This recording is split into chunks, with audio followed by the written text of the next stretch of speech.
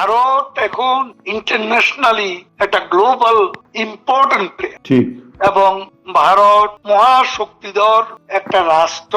ভারতকে আজকে পাশ কাটিয়ে সাউথ এশিয়ায় কোন সদর্থক কূটনীতির বার্তা দিয়ে কেউ সফল হতে পারবে না। ঠিক। তো সেই জন্য ভারতের সাথে আমাদের এই মিত্রতা। আর সাম্প্রতিক কালে ভারতের জন্য বাংলাদেশ পলিটিক্সে, বাংলাদেশের যে ল্যান্ডস্কেপ পলিটিক্যাল, এখানে যে তাদের জিও পলিটিক্যাল ইন্টারেস্ট এখানে জড়িয়ে পড়েছে। কারণ সেটার জন্য ইউনূস এবং তার দখলদার প্রশাসনী দাঁড়ি তারা পাকিস্তানকে ডেকে এনেছে, এবং প্রায় প্রতিদিনই পাকিস্তানের সামরিক বেসামরিক কেউ না কেউ প্রতিনিধি দল নিয়ে বাংলাদেশে আসা যাওয়া করছে, ঘাঁটি করতে চাইছে, এবং ওদিকে চীনকে নিয়ে তুরস্ককে ভারত বিরোধী একটা জোট, সামরিক জোট গঠন করার হুমকি দিচ্ছে। আমরা এখনো মনে করি এখানে ভারতের জড়িয়ে পড়াটা আমি মনে করি এখন জরুরি পড়েছে। তখন পূর্ব পাকিস্তানে ভারতের তেমন কোনো স্বার্থ ছিল না, কিন্তু এখন যে পূর্ব বাংলা থেকে বাংলাদেশ, এই বাংলাদেশের সাথে ভারতের একটা অচ্ছেদ্য বন্ধন আছে, মিত্রতার বন্ধন আছে, এবং আরো অনেকগুলো বিষয়ে, অর্থনৈতিক বিষয়, বাণিজ্যিক বিষয় আমরা অনেক দূর এগিয়ে গিয়েছিলাম। আমাদের সীমান্ত 68 বছর ধরে এটা রেটিফিকেশন হয়নি, কিন্তু ভারতের জনপ্রিয় প্রধানমন্ত্রী শ্রী নরেন্দ্র মোদী, তিনি আমাদের প্রধানমন্ত্রী জননেত্রী শেখ হাসিনা, এই দুজনেরই আন্তরিক প্রচেষ্টার এই রেজাল্ট সোনালী ফসল। নমস্কার, আমাদের সঙ্গে এই মুহূর্তে টেলিফোনে সংযুক্ত আছেন বাংলাদেশ আওয়ামী লীগের মাননীয় সাধারণ সম্পাদক শ্রী ওবায়দুল কাদের।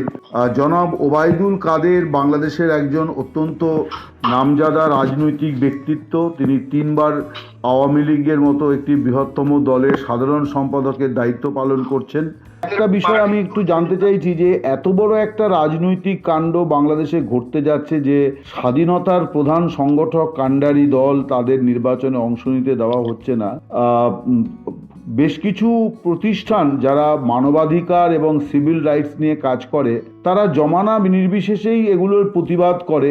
আপনাদের সময় তো তারা সমালোচনা করেছে আপনাদের। এখন যখন আপনারা নিপীড়িত, আপনাদের বিরুদ্ধে যারা সিদ্ধান্ত করছে তাদেরও সমালোচনা করছে। কিন্তু এই যে এত বড় ঘটনাটি নিয়ে ইউরোপ আমেরিকা যারা গণতন্ত্রের এত বড়াই করে, সেখান থেকে কিন্তু কোনো জোরালো প্রতিবাদ আমরা লক্ষ্য করছি না। একই সঙ্গে ভারতের রাজনৈতিক দলগুলির সঙ্গে আওয়ামী লীগের দীর্ঘ সম্পর্ক আছে, কংগ্রেসের সঙ্গে তো আছেই, অন্যান্য রাজনৈতিক দলগুলির সঙ্গেও আছে। আওয়ামী লীগকে যে এইভাবে করা হলো, মানে তার কার্যক্রম নিষিদ্ধ করে দেওয়া হলো একটি দলের বিষয় নিয়ে, সেই বিষয়েও আমরা তাদের নীরবতা আমাদেরকে খানিকটা বিস্মিত করছে। আপনি যদি এই বিষয়ে আপনার বক্তব্য বলেন।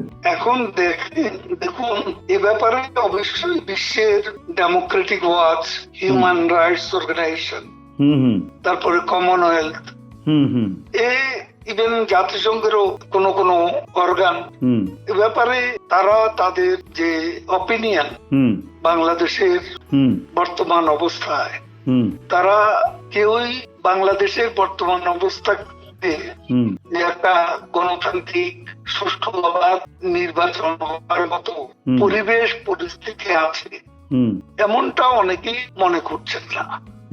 তবে আমি আপনাকে একটা কথা বলতে চাই, সবারই ফরেন পলিসি নির্ধারিত হয় to defend their national interest. এখন আমরা তো ক্ষমতাসীন দলের সাথে এখানে ন্যাশনাল বিষয়টা নিশ্চয়ই, আর 71 ভারতীয় আমাদের সহযোগিতা, সেদিন এমনকি পাকিস্তানের সাথে যুদ্ধ করেছে। তখন আরব সাগরে সপ্তম নৌবহরও এসেছে। হ্যাঁ, আমেরিকা পাঠিয়েছিল তো, কিন্তু আবার ভয়ে পালিয়েও গিয়েছিল। হ্যাঁ, সেটা পালিয়ে গেছে রাশিয়া আবার ঠিক পাল্টা হুমকি দেওয়াতে। ঠিক। তখন রাশিয়া, ভারত, মূলত এই দুটি দেশ, অন্যান্য জায়গা হয়তো সমর্থন ছিল, কিন্তু এই সমর্থনের বিষয়টি জোরে সোরে উচ্চারিত। আমেরিকার জনগণেরও একটা বড় অংশ সেদিন আমাদের সমর্থন, মুক্তিযুদ্ধকে সমর্থন। এখন এটা মূলত ভারত ছাড়া, ভারত এবং রাশিয়া, অন্য কোন দেশ তো দুঃসময়ে গিয়ে আমরা ভারতকে কেন উত্তরে ভারত না এলে কি হতো, এটা আরো কত প্রলম্বিত হতো বলা মুশকিল। আমার একটা আমরা এখনো মনে করি এখানে ভারতের জড়িয়ে পড়াটা আমি মনে করি এখন জরুরি পড়েছে। তখন পূর্ব পাকিস্তানে ভারতের তেমন কোনো স্বার্থ ছিল না, কিন্তু এখন যে পূর্ব বাংলা থেকে বাংলাদেশ, এই বাংলাদেশের সাথে ভারতের একটা অচ্ছেদ্য বন্ধন আছে, মিত্রতার বন্ধন আছে, এবং আরো অনেকগুলো বিষয়ে, অর্থনৈতিক বিষয়, বাণিজ্যিক বিষয়, আমরা অনেক দূর এগিয়ে গিয়েছিলাম। আমাদের সীমান্ত 68 বছর ধরে এটা রেটিফিকেশন হয়নি, কিন্তু ভারতের জনপ্রিয় প্রধানমন্ত্রী শ্রী নরেন্দ্র মোদী, তিনি আমাদের প্রধানমন্ত্রী জননেত্রী শেখ হাসিনা, এই দুজনেরই আন্তরিক প্রচেষ্টার এই রেজাল্ট, সোনালী ফসল, দীর্ঘ সীমান্ত সমস্যা। মানে আপনি ছিটমহল বিনিময়ের কথা বলছেন, ছিটমহল বিনিময়ের কথা বলছেন, যে এনক্লেভস ঠিক গুলো অমীমাংসিত, সেগুলো বিনিময় হয়েছে, সেগুলো বিনিময় হয়ে আমরা বাংলাদেশের সীমানার সঙ্গে 10,000 একর অতিরিক্ত পেয়েছি। ঠিক। এবং আমাদের যে সমুদ্র সীমা হেগে যে রায় দিয়েছে, সেখানেও ভারত কিন্তু মেনে নিয়েছে। ঠিক। বাংলাদেশের মতো আরেকটা বাংলাদেশ আমরা সাগরে পেয়ে গিয়েছি শেখ হাসিনার নেতৃত্বে। তখন কিন্তু ভারত এ ব্যাপারে কোনো ওজোর আপত্তি করেনি, এবং ভারতের সাথে 21 বছর বঙ্গবন্ধু হত্যার পর সংশয়ের যে দেয়াল উঠেছিল, শেখ হাসিনা বঙ্গবন্ধুর কন্যা ক্ষমতায় আসার পর সেই সংশয়ের দেয়াল আমরা ভেঙে দিতে পেরেছি, এবং এটা আমাদের বাংলাদেশে বেনিফিটেড হয়। ভারত আমাদের অলমোস্ট ওদিকে মিয়ানমারের কিছু অংশ ছাড়া অলমোস্ট আমরা ভারত দ্বারাই বেশি। আর ভারত এখন ইন্টারন্যাশনালি একটা গ্লোবাল ইম্পর্টেন্ট প্লেস, এবং ভারত মহাশক্তিধর একটা রাষ্ট্র। ভারতকে আজকে পাশ কাটি সাউথ এশিয়া কোন সদর্থ কূটনীতির বার্তা দিয়ে কেউ সফল হতে পারে। সেই জন্য ভারতের সাথে আমাদের এই মিত্রতা। আর সাম্প্রতিককালে ভারতের জন্য বাংলাদেশ পলিটিক্সে, বাংলাদেশের যে ল্যান্ডস্কেপ পলিটিক্যাল, এখানে যে তাদের জিও পলিটিক্যাল ইন্টারেস্ট এখানে জড়িয়ে পড়েছে, কারণ সেটার জন্য ইউনূস এবং তার দখলদার প্রশাসনিক দাঁড়ি তারা পাকিস্তানকে ডেকে এনেছে, এবং প্রায় প্রতিদিনই পাকিস্তানের সামরিক বেসামরিক কেউ না কেউ প্রতিনিধি দল নিয়ে বাংলাদেশে আসা যাওয়া করছে, ঘাঁটি করতে চাইছে, এবং ওদিকে চীনকে নিয়ে তুরস্ককে ভারত বিরুদ্ধে একটা জোট, সামরিক জোট গঠন করার হুমকি দিচ্ছে। তারপর লালমনিরহাটকে গিয়ে ওখানে লালমনিরহাটে যে সামরিক ঘাঁটি যেটা রয়েছে সেটাকে রিনোভেট করার কথা ছিল, ভারতের সাথে সেটাই কথা ছিল, কিন্তু তারা এখন সেখানে এয়ার বেজে এয়ার রাডার সিস্টেম করার সিদ্ধান্ত নিয়েছে এবং ইমপ্লিমেন্টেশন প্রসেসে রয়েছে। এটা তো ভারতের বিরুদ্ধে উত্তর পূর্বাঞ্চলের গার্ডিয়ানশিপ দাবি করছে প্রকাশ্যে মোহাম্মদ ইউনূস, এবং পাকিস্তানের এক সামরিক কর্তার সাথে বৈঠকে ঢাকায় ভারতের 7 সিস্টারকে যুক্ত করে মানচিত্র প্রদর্শন। না,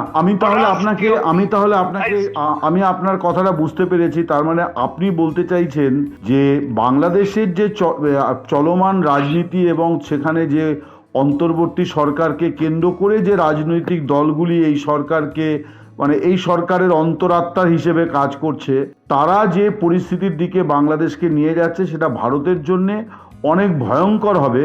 আপনি একটি কথা বলছিলেন যে স্বভাবতই ভারতের আরও সক্রিয় ভূমিকা, যেটা 71-এ ভারতের সেই অর্থে কোনো স্বার্থের সংঘাত ছিল না, উদ্বাস্তু চলে আসছিল বলে তারা লড়াই করছিল, কিন্তু আজকের বাংলাদেশ ভারতের জন্য একটা সামরিক থ্রেট হতে যাচ্ছে, মানে থ্রেট করে তোলার চেষ্টা হচ্ছে বিভিন্ন আন্তর্জাতিক শক্তি।